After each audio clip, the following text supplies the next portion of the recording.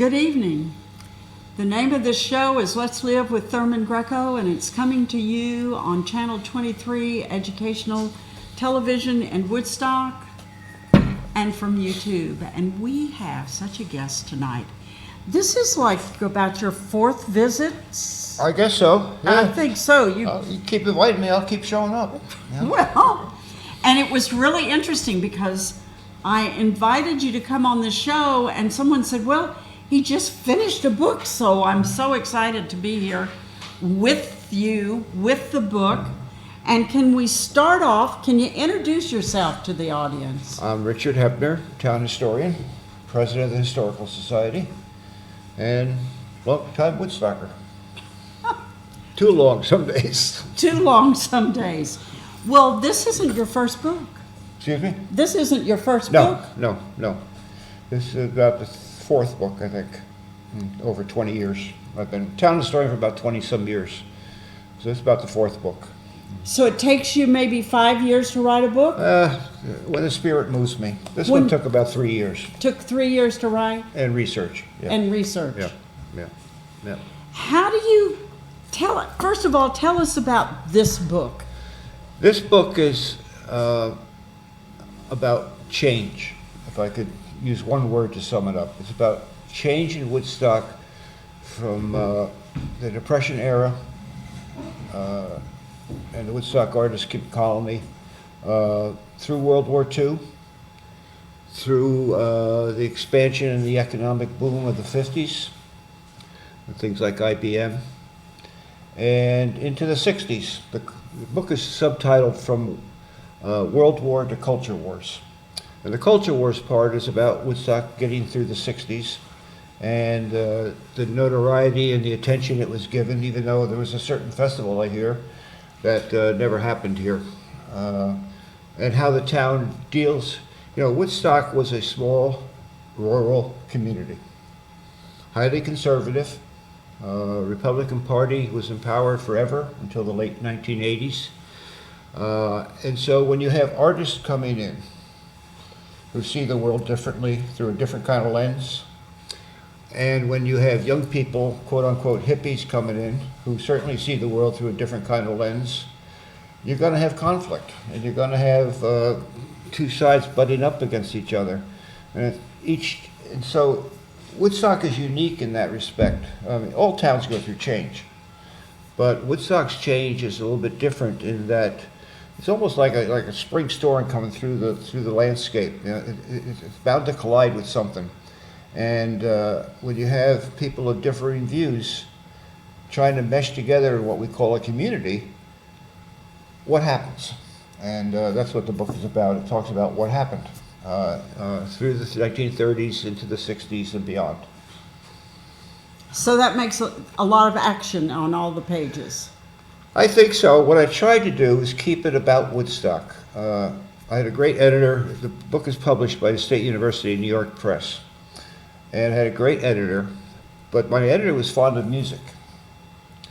And he said, well, you got to get more music into the book. I said, well, this is not a music book. There's plenty of books about Woodstock music. And this is about community and how a community deals with change. Certainly music's a part of that. And I talk about a number of musicians from Lee Vaughn to Ed Sanders to Happy and Artie Traum and those types of things. But I do so in the context of their impact and their involvement in the community.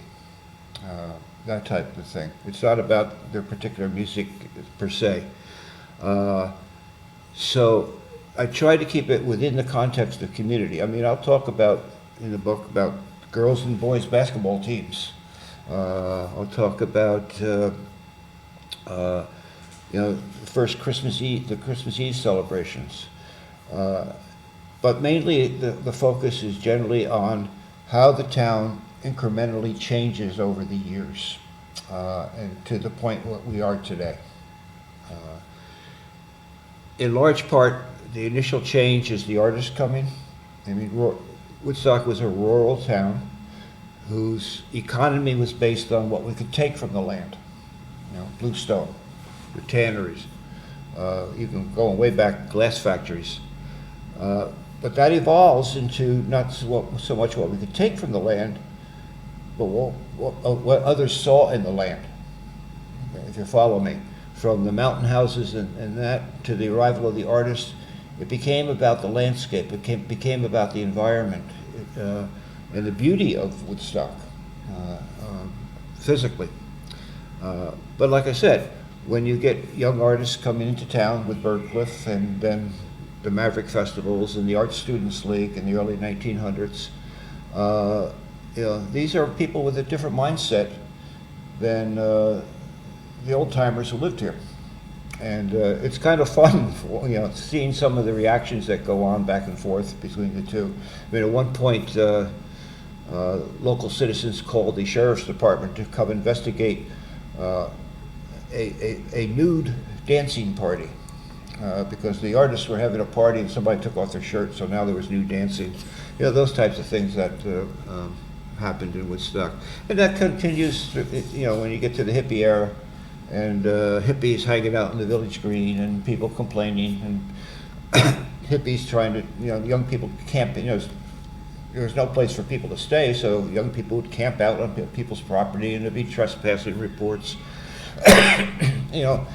And the music came in, and it's an interesting town.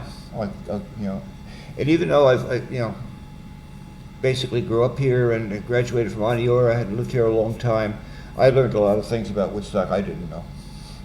So, life goes on. Well, the thing is that in Woodstock we have the wealthy and we have the successful musicians and artists and things, and then you have the people. Yep. And for me, the community is the people. Exactly. I agree with that. For a lot of people, the community is the musical stars and the artistic stars and, all the glitter that glows. But that's a part of. It's only one part. And I talk about that. And also I talk about the difference between nostalgia and history. There's a difference. And part of what you just said is the nostalgia part, the stars, the glitter, the glamour, the name. But all that's going on, Woodstock's still a community. We're still a town where people have to get up every morning, open up the shops, open up the restaurants, go to work, and make a living. And the town has to run. There has to be a government. There has to be a school system. And I talk about all these things. For example, the development of, how did Woodstock end up going to Aniora? Woodstock students end up going to Aniora. That was a huge fight back in the 1950s. Huge. It divided this community like no other issue did over the years. All those things happened beneath the surface of that glamour and the glitter and the name Woodstock and festivals and Bob Dylan and everything else. There's a town here where people live and get up each morning and do what they have to do. And collectively, that's called community. That you have hit right on the sensitive part, the education. Mm-hmm. For me, a community that does not have a school is not a community. Yeah. And we're going to learn that real soon, I think. Right, we're going to learn all about that. It used to be, and I talk a little bit about it, each hamlet had its own basically one-room, two-room schoolhouse. Right. In the early 50s, they built the Woodstock Elementary School. And that actually expanded a little bit to include what we call middle school at one point. But our high school students went to Kingston High School. They got on a bus every morning and rode to Kingston. And then it became the question, okay, do Woodstock graduates, people come out of Woodstock Elementary, go to Boyceville, or do they go to Kingston? Which school system were we going to align with? And ultimately, the Woodstock School District number 2 here in town decided to go with Onteora, as did Bearsville, and up the line. Xena went with Kingston. Some people aren't happy about that because I think their taxes are a little higher than us Woodstock school taxes. But it was a huge fight, and huge ads in the newspapers, attacks on each other. they had a vote which school system to go with. Well, the vote came in and Onteora won, except they found out a large number of New York City people who had summer homes here had voted in the election, and they technically weren't allowed to vote. So that vote got thrown out, and they had another vote. Onteora won again. That vote went to court as well, and the judge finally said, enough's enough, you're going to Onteora. But there were families, longtime Woodstockers who were friends and known each other for years, who would not speak to each other over that dispute, over that fight. Small town stuff. Well, that's still happening. It still happens. Yeah, it still happens. Yeah. Another Is point that about the book is, what's the quote attributed to Mark Twain? History may not repeat itself, but it sure does rhyme. All the time. Yeah. So Well, Woodstock is full of that. I just, okay, so this is what we are bound to, as a community, we are bound to relive these things over and over. Well, I don't know if it's a science fiction movie, but it's... Well, if you relive them, are there like the numerologists say, every 21 years or so, does it come around again? We seem to have our fights, and they're very similar. Whether it's the village green or the library or the school system or whatever it be. The other part of the book, and I actually find this interesting, and I don't find it as a knock on Woodstock, but Woodstockers seem to enjoy the fight. We've never been at ease with authority, and that goes way back. I mean, that goes back to something called the Down Rent War, where Robert Livingston from Claremont across the river owned basically all of Woodstock. Okay. You could not buy land in Woodstock. You could rent from Robert Livingston on what they called a 3-life lease, which meant that for 3 generations you could farm and do whatever you want with your property, but you could never own it, no matter how much you improved it. That made a lot of people unsettled eventually, and a lot of people weren't happy with that arrangement, particularly up around the Cooper Lake area. And it led to what they call the Down Rent War, where the tenant farmers rose up. And every time, for example, a Livingston land agent came to collect their rent, horns would sound throughout the valley, tin horns. We got them at the Historical Society. And the tenants would show up dressed as Native Americans, Calico Indians they were called. And they would harass the land agent and chase them away, to the point sometimes they even tarred and feathered the land agents. Occasionally a gunshot was fired. We did not like authority. At one point in the early 1900s, Woodstockers were, Kingston eventually took over Cooper Lake, and the water from Cooper Lake goes to Kingston. That's their drinking water. Well, Kingstonians were shocked I say, to find out that people were swimming in the Sawkill. The Cooper Lake enters into the Sawkill. There were no pipes or anything. So basically, Kingstonians were shocked to find that Woodstockers, including those artists, were swimming in their drinking water. And so the DA got involved. There were legal actions taken to prevent from swimming in the Sawkill down by the golf course and Sully's Bridge, and to prove their point, one Saturday afternoon, about 100 Woodstockers, most of them artists, gathered on the village green, dressed in bathing suits, and marched down to the Sawkill and swam to their heart's content, just to protest against what Kingston was trying to do. Kingston finally gave up. They put its pipe in, and the water now goes through a pipeline down to Xena. But we've always had this thing about authority. I don't know what it is.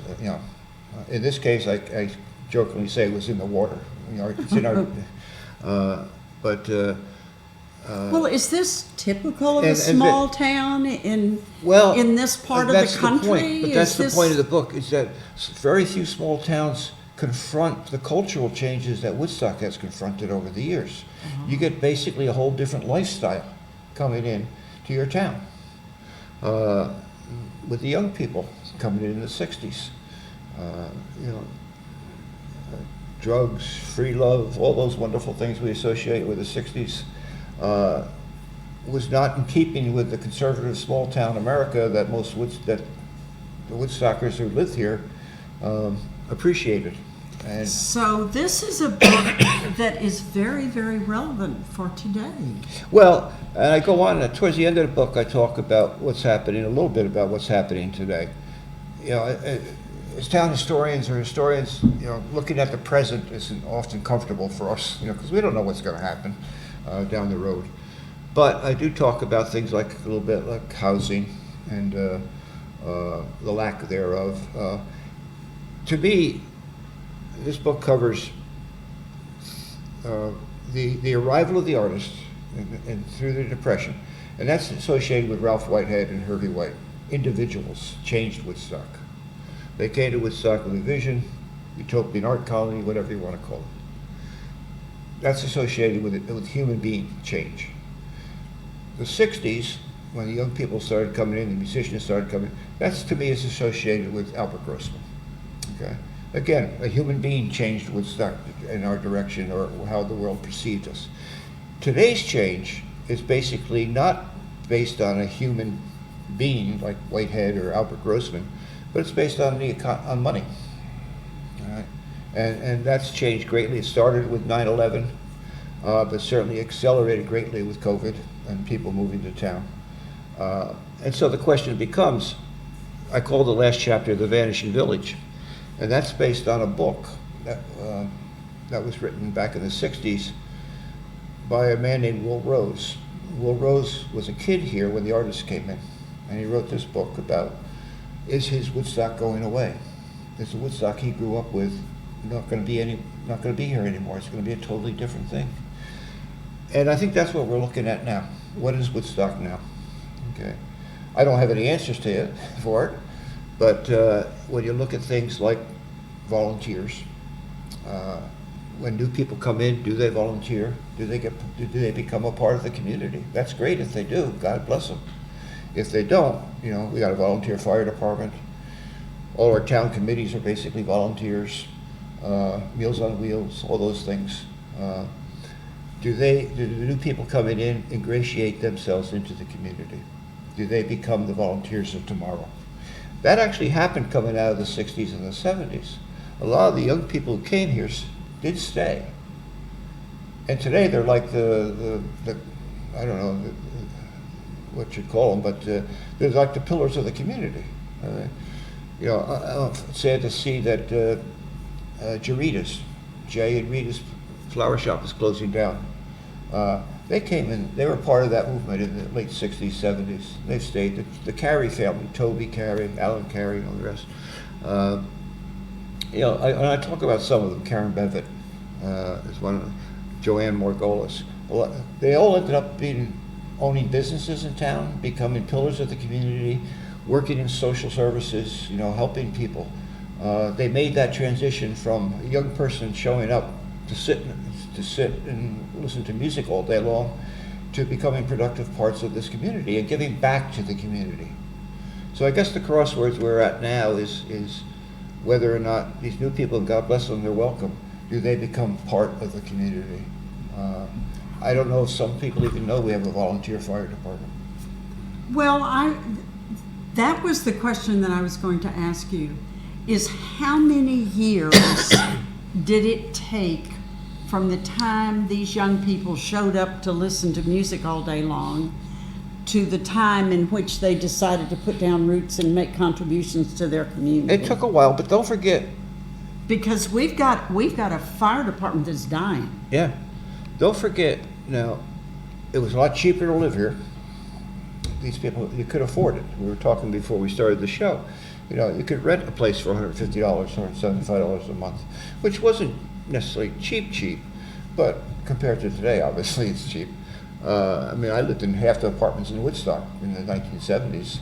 You know, you could afford to stay here and put down roots and get started and do what you're going to do in the future. That's harder today for young people. All right. I happen to be a customer of Bread Alone every morning about 7 o'clock. And, the young women who work there, they can't live in Woodstock. Right. They can't afford it. Right. So that connection is severed, so to speak, with Woodstock. So, like I said, it remains to be seen how long it takes. If you don't have the money, it doesn't happen. Right. But we'll see where it goes. Maybe these things claw back a little bit and things get more reasonable. I doubt it, but we'll see where it goes. And now with technology too, people can work at home instead of going to the city and working, showing up at an office. They work at home, so it's easier to be here. Like I said, and we need children. We need families. We talk about the school system. It looks like we're going to lose Woodstock Elementary School. I know no decision is definite yet, but we're heading in that direction. And like I think you said, what's a community without a school? And that involvement, and that's the largest part. These quote-unquote hippies that came here in the 60s and early 70s eventually had kids. Those kids went to school. Next thing you know, these quote-unquote hippies are part of the PTA, and they're ingratiated into the community more and more. We might be losing that. I hope not. When my kids were young, I coached baseball at Little League for years. We had 6, 7 teams of young kids in Woodstock. We got one team now. They play other towns, but we had our own little league with 6 or 7 teams. We don't have that now. Like I said, everybody's welcome, and bring your kids with you because we need some young people in this town. The thing that I think that's happening, first of all, we had people come up here because I think one of the differences is in the 60s and before, people came up here because they were attracted to this place. Mm-hmm. They thought this was wonderful, this was fun, blah, blah, blah. During the pandemic, they came up here because they were afraid. Yeah. They didn't want to see their bodies in bags. I don't blame them either. In the back of the trucks. I don't blame them. So that's a different kind of a motivation. That's a good point. And I don't think that motivation pushes you to become a part of the firehouse or become a part of anything as long as you keep running back down to the city. Yeah, that's a good point. Yeah, very good point. And now we have people who came up here because they could move anywhere and they didn't have to go to work. And now all of a sudden, a lot of them have to go back to work. Yeah, we'll see what happens. You also mentioned, people came here, the artists, the musicians, in large part because it was a peaceful, quiet community, and the landscape and the environment, the physical environment, was conducive to creating. Okay? That was part of the impetus for these influxes. And nobody bothered them, I mean, I sat in Deanie's restaurant one night. I'm showing my age, Deanie's. And George Harrison walks in. Nobody bothered him. He just sat with his friends at a table. And people left people alone. Nobody was running around the streets looking for quote-unquote stars, except for Dylan. But even Dylan had to get out. If you read his autobiography, Chronicles, he doesn't speak much about Woodstock, but he does talk about people did bother him. And they were trying to get into his house and showing up, trying to talk to him and things like that. But in general, people were very respectful of the artists and particularly the musicians who came here over the years. And that helps ingratiate those musicians more into the community. They feel at home, Happy Chong talks about, even as a young musician coming here, and his kid would have an ear infection. And Joe Forno, the old pharmacist in town, would open up at 2 o'clock in the morning to get the medicine he needed, and that was the way the community worked, Or if your car broke down and you didn't have the money that day, Ken Reynolds would still fix your car, Yeah. and you pay him next week or next month or whatever it may be, and that's the way it was. Unless, did you know Ken? I don't know if you knew Ken Reynolds. He is a wonderful guy. Just a wonderful. He owned the Woodstock at one time. People don't realize had 4 or 5 gas stations on Mill Hill Road. All right? Not Cumberland Farms, but Right. you had Peppers, you had Ken's, you had the Woodstock Garage, Ken's Exxon, where Pearl Moon is today was one time a gas station, and then it later became Stewart's. So these people made a living, fixing cars and selling gas. That's what kind of town it was. But Ken, who ran, which is where the pizza place is now, he was a good old Woodstock, good old boy Woodstocker. Most of us drove Volkswagens back in the day or had foreign cars. He hated foreign cars, and he would just razz you to death. Well, I don't know if I can fix this car, oh, this might cost you a big fortune. He just, he'd fix it, and, if you couldn't pay him, he'd let you go for a while, So it was a good community. You learned a lot about people back then, because you had that intimate contact with them more and more. You don't have that today. There is none. Yeah. And there is no knowledge of the community per se. There's a lot of the landscape that they don't know, Yeah. the new people. Yeah, and that's why I read the books. So, And I'm wondering, are they gonna try to find out what's there? well, that's up to everybody. Whether you've lived here a long time or you're a newcomer. To me, it's incumbent upon you to know your history.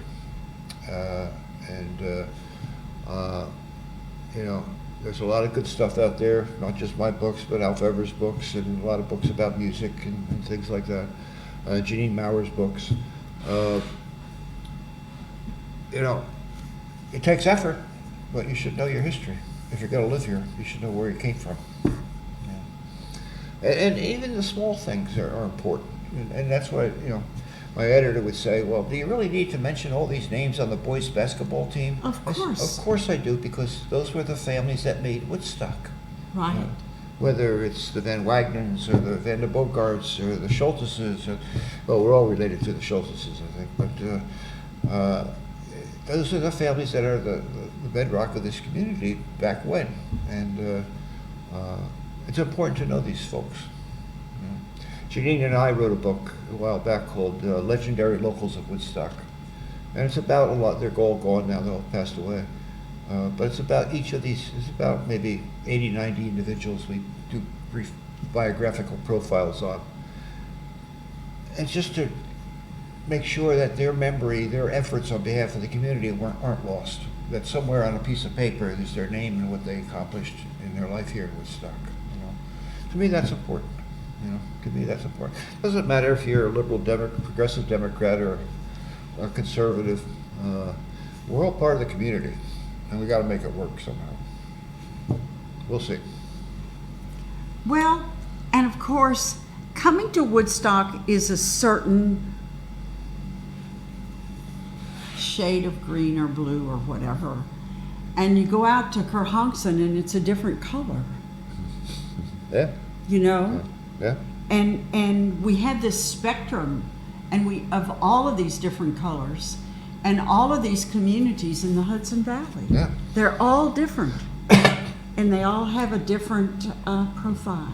Yeah, Woodstock's probably the most progressive town in Ulster County. What I talk about in the book is that it used to be one of the most conservative towns in Ulster County. And to see that change happen, and again, you ask how long it takes. It takes time.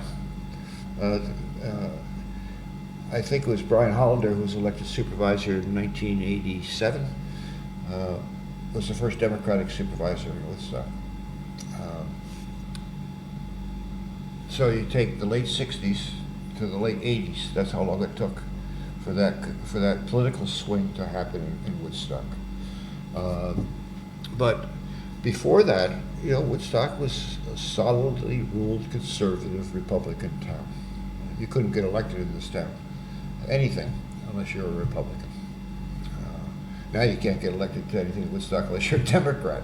So it's an interesting switch in terms of demographics, but that, in large part, is what the young people started in the '60s. That slow progression of Woodstock away from what it used to be. Well, and the size of Woodstock is very, very important.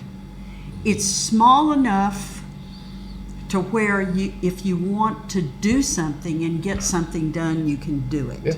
You're not going to get swallowed up. No. But it's also large enough that if you want to do something, you can make a change. You can improve the community. You can. You know. And the book has plenty of examples of people who changed this community. I think we're at a point now where if somebody were to step forward, you could make some changes. No, I have not seen that person step forward. I've heard a lot of grousing Well, I and think complaining, but yeah. I haven't, Even nobody has, there's... Even on the liberal side, we're divided, But I talk about a woman in the book called Marion Bullard, mainly in the 30s, the 40s, and the early 50s. Talk about somebody who made change. She was a woman who wasn't elected to anything, because women didn't get elected to politics in Woodstock. But she was a rebel rouser. All right. She pushed for a town water system, a village water system. She pushed for a new elementary school. She pushed for the town to adopt mandatory rabies shots for dogs. She pushed to end billboards in the Catskills, and she would not let up. She had a radio show. She had a newspaper article, column, and it was a wonderful. She came here as an artist, and basically evolved into this woman who just championed a lot of great causes in the middle of the 20th century. And frankly, our supervisor at the time, Albert Cashtaller, found her a pain in the ass, but eventually she got what she pushed for. And we got a water system in the village of Woodstock, we got a new elementary school. All those things that she advocated for eventually came true. So you're right, it takes individuals. But you can't be crazy about it. You got to bring people along. You got to form consensus and work towards that end.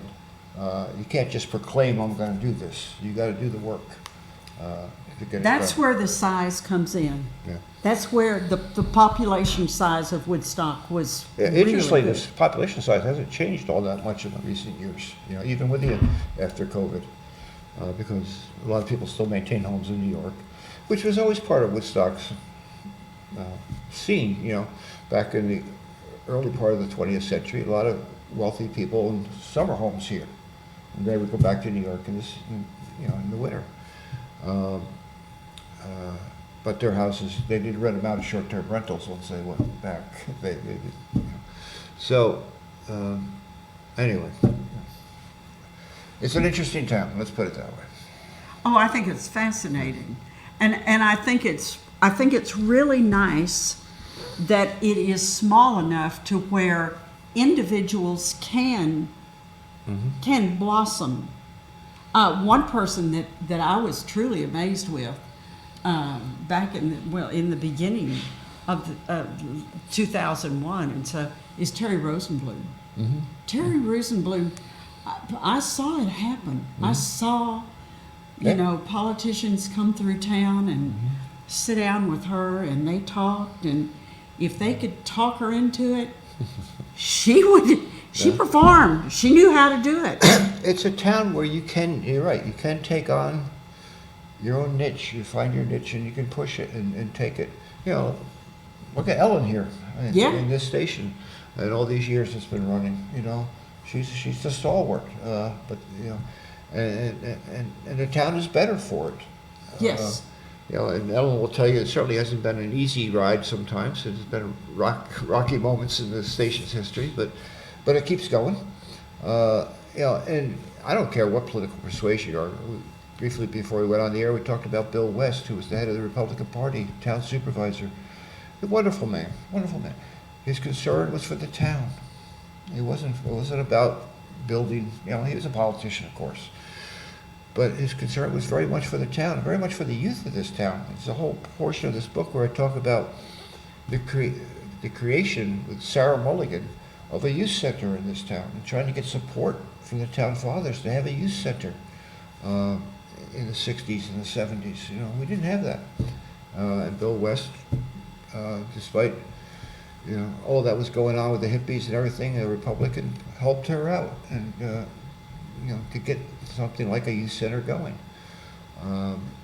Family. Well, and the youth center is still very, very important to people. It's extremely important. And even family was treated terribly in the beginning by the town.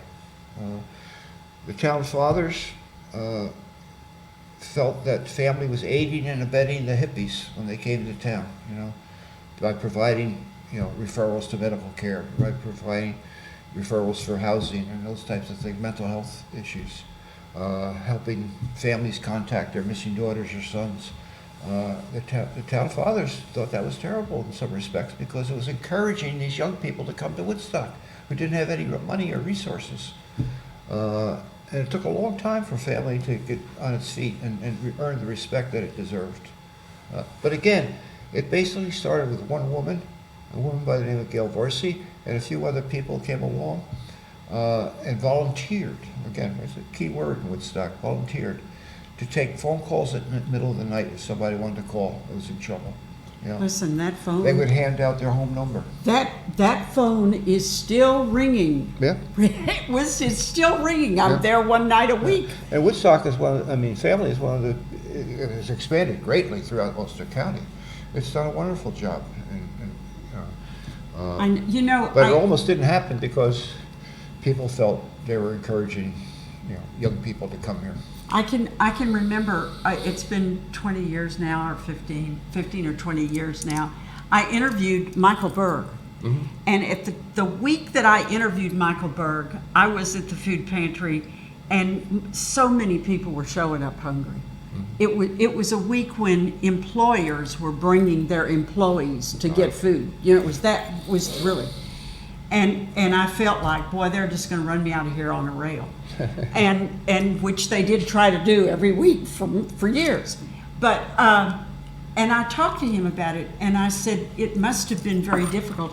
He said, "Oh yeah," he said, "I had to file suit I had to get a lawyer everywhere." Mm-hmm. He got a lawyer in Ellenville. Every town he had to, but he was very happy once he resolved the issue.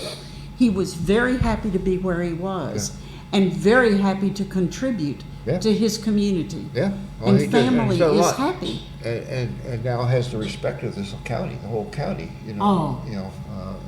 They've done a remarkable job, Michael especially, and a lot of the folks associated with a remarkable job. And you think about what's happened in Ulster County with the reduction in mental health services and things like that. Family's been the go-to organization, things that government should be doing. Families doing it. Quietly. They're not tooting their horn. They're not making a lot of noise. And that was the point way back when in the 70s when they first started. And they were literally handing out their personal phone numbers to the police chief, saying, somebody's got a problem, have them call me. And how can you fight that? But the town did fight that for a while. Mm-hmm. It was a difficult time. But eventually they kept pushing. And like I said, if you build consensus, bring people along with you, you can get things done in this town. Without the rancor, without the fighting, Although we do like to fight. Like I said, we do like to fight. Yeah. Well, that's part of getting things done is solving. Yeah. It's fine to fight. Facebook and the like is kind of, I think it's fine to fight as long as you feel like you're getting somewhere. Yeah, well, and not call, but arguing in person with another person, listening to the other person, those types of things, not getting on your keyboard and firing off a nasty retort to somebody. That's not fighting to me. That's just being destructive. No. Talking to people helps. But Woodstock is not without that. There was a guy by the name of Holly Cantine, lived up on the mountain. A lot of people might remember Holly. He was an anarchist. pure and simple anarchist. He wrote about anarchy.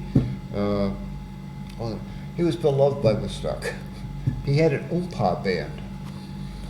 It would play at all sorts of functions, library fairs and all that. He had a pet goat that he took everywhere in his car with him.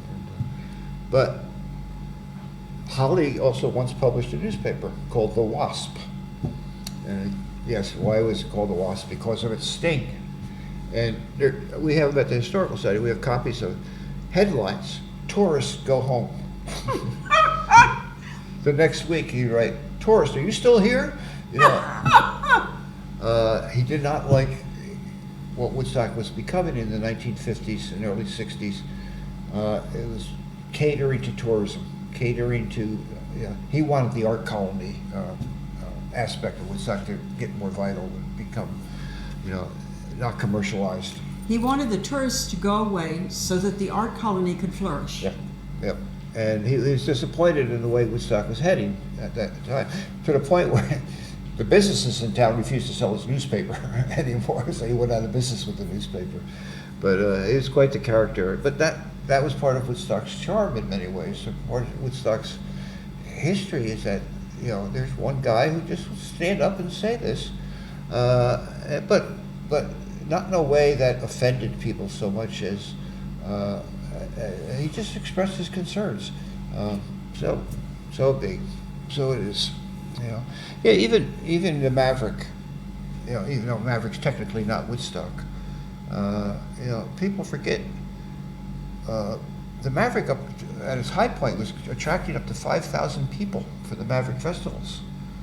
Really? Oh yeah, it was quite what one writer called a bacchanalian affair, that you were lucky to come away without a broken nose if you were male, because there was a lot of drinking and stuff going on. But Hervey White would put on these huge productions during the Maverick festivals. People would go and camp out dressed in costumes, and there's plenty of pictures around. I got probably in the book. These were huge productions, huge events. But it got so the clergy in town felt it was getting out of hand and basically began to clamp down on it. And, clergy plays, religion plays an important part through most of Woodstock early history. Maybe not so much anymore, but the Reverend Todd, who's a Reformed church minister, was a huge figure in Woodstock, and basically was on every freaking committee this town ever had, and it was quite powerful in his reach. During World War II, the clergy, during World War II, we actually had blackout drills. And the clergy was in charge of the early warning system, so to speak. Somebody asked, well, why was all the ministers involved in the early warning? Warning people were being attacked. It's because the churches had bells. And so if the bells rang, it meant we were being attacked. That's why the ministers were in charge of security. Woodstock was interesting during World War II even, right up the road here, at Anita Smith's home on lower part of Meads Mountain.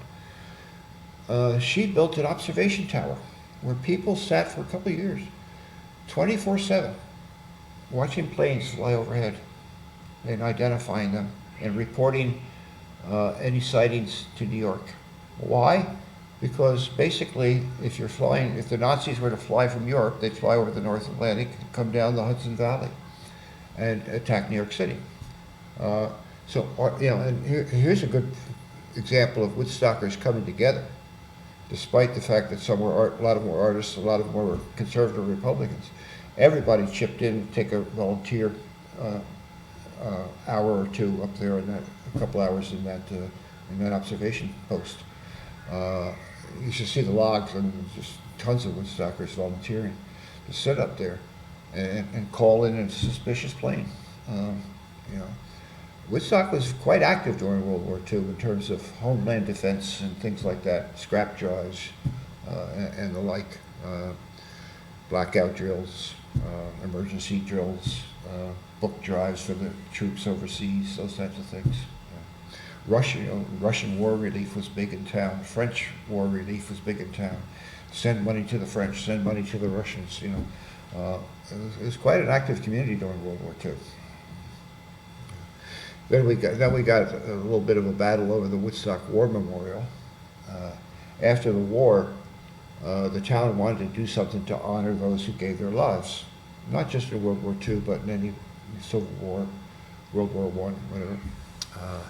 And the flagpole and that bluestone circular sculpture around the flagpole that still sits on the village green was part of that war memorial, and there were plaques on the flagpole listing all those who had died. That was a contest. There was actually a contest to how to honor the veterans, those who had died. But in the 60s, see, Woodstock had rules back then. On the village green, you were not allowed to sit on the grass, nor were you allowed to sit on the war memorial, the veterans memorial. You had to sit on the benches only. Okay? The hippies come in, and they're sitting everywhere. You know? And there's one particular incident in 1964 where a camp unloaded a bunch of young people with guitars and everything. And they assemble on the village green, and they're sitting everywhere, and they're playing their music, and they're on top of the war memorial. They're sitting on the grass. There's about 40 of them, and people start gathering around them. You know, next thing you know, the constables show up. Now the kids don't know anything about the rules of how to use the village green. Right, they just got dumped off. They just got dumped off. So, because of all the music and everything, the commotion, the kids couldn't hear what the constables were saying. Get off, get off, get off. You know. And so the constables come in with billy clubs, and they start wailing on the kids. And it became a big scandal in Woodstock. And it's the first time you ever heard the word police brutality uttered in Woodstock. And it goes before the town board. 2 of the young people got arrested. I don't know if you're familiar with the police station, but upstairs there's a bathroom, and they took 2 of them up there, beat them up pretty good.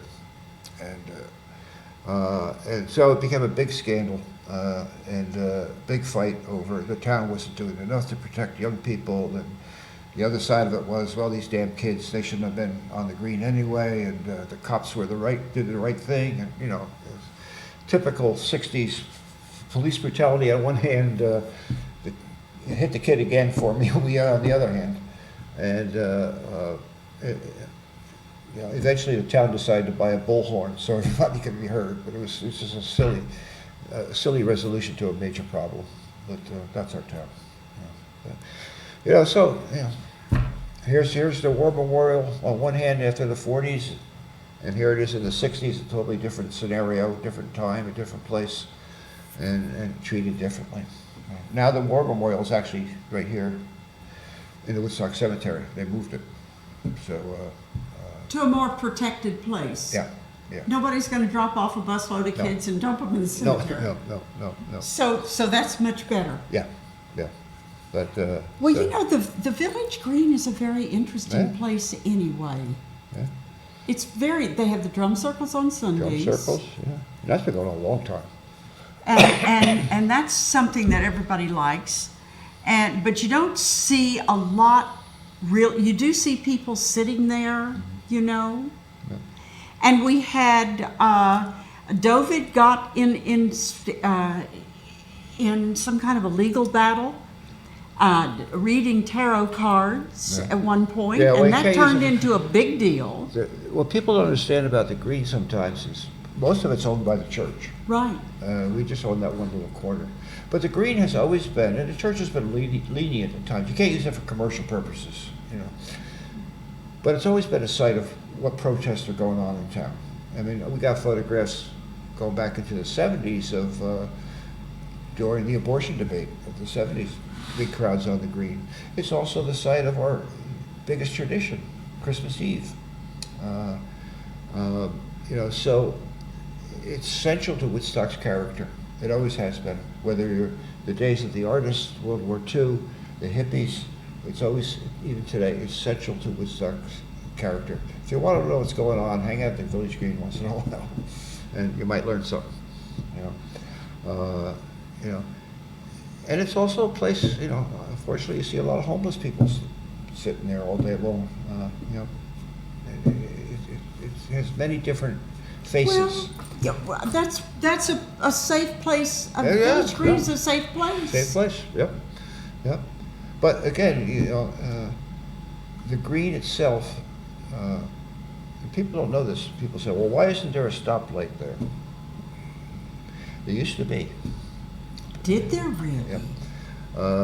It was called a dummy light. It was one of those lights that sat in the middle of the road. It wasn't above, it was on the road itself. It sat right in the middle of the intersection of Mill Hill, Rock City, and Tinker. This is back, we have pictures from the 30s. It was there in the 1930s. And eventually, I think it was because trucks got bigger, cars got bigger. I don't know. I think people kept hitting it because it was right in the middle of the road, but it eventually disappeared. But people say, well, why don't we never had a stoplight in town. Well, we have. Yeah. We learned that we don't need a stoplight. Well, I think we do. I don't know. I don't want a stoplight. I want a police officer there in the middle of the summer on a weekend directing traffic. That'd be nice. We actually do have a stoplight in Woodstock. People don't realize. Where is it? Stewart's. On 28. Really? That's Woodstock. That is in Woodstock. That is in Woodstock, yeah. So we do have a stoplight. We do have a stoplight, yeah. Bill McKenna will tell you that all the time, yeah. I am so glad to know that. Yeah. Because when I talk to people on the phone and they call from places like, Ghana and, I don't know, Australia or whatever, I always tell them that we don't have any stop signs and we don't have any stoplights. And Well, there I am telling big whoppers. We have stop signs. I don't know if people use them that often, but that's another thing. Woodstock traffic is getting. I think it's gotten worse over time. But that's another story. That's another whole show. That is another whole program. Yeah. But The amount of U-turns I see in Woodstock in the middle of Tinker Street or Mill Hill Road it's amazing. It's amazing. The whole town is turned upside down now. How long does it take? You've written the history book. How long does it take from one end of the change to the other? How long does it take from the pandemic until we finally settle down? I think it's generational. 25 years? Not quite that long, 30. I see my son who has a different outlook on Woodstock and what's going on in town, and he thinks it's all great and all this stuff, and I'm the old curmudgeon now. Oh, really? Back then I was the hippie, but now I'm the curmudgeon. Example, the battle over, quote, music outside, sound ordinances and things like that. People see it differently. I certainly heard my share of music. I know Ellen did back in the day. But actually it was all inside. Today, my son thinks it's terrible that we can't have music outside, within reason, of course. So it's generational. Now, you said your son's getting married? Yeah. Wait until they have kids. Well, that's what I'm saying. And it's time for the little one to go night-night. It's generational. My parents were strict Republicans growing up in Woodstock, so, that's why I say 25, 30 years, But again, there's got to be kids. We need children in this town. Do we have any? We have some. I get stopped. I have to stop for a school bus every morning. I see that, but in the book I mentioned, I can't remember the exact years, so don't quote me on this, but over a 10-year period from about 2011 to 2021, we lost about 1,000 students in the honor school system. That's a lot of kids to lose. A lot of kids. Did they grow up? Or did they grow up and they've done, the fire department has trouble getting, people don't stay here. They can't afford it? They can't afford it, and what jobs are there? There are no jobs. So they go off to New York and then they come back. But it's hard, that's where we are. That's where we are. And I don't think you can, the future of Woodstock, and this vanishing village idea, that it can't be couched on tourism. It can't be couched in just people coming, an influx of visitors. Hear, hear. Can we all have that I mean, in God bless capital the letters, businesses- neon signs? No, the businesses need it, the restaurants need it, I'm not against that at all. I'm just saying, we need families. We do Right. need families. You need families, and if you're gonna have families, you have to have schools. Yep, yep. That's, the two don't go Well, together. if you got the kids, you'll have the schools, but, Right. you know. Right, so that's how that one works.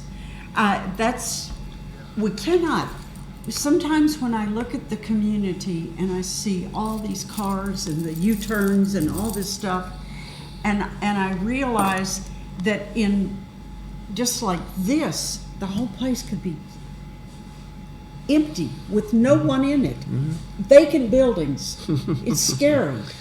It's But- scary, but don't forget, people have had the similar feelings back in the 60s and back when the artists came.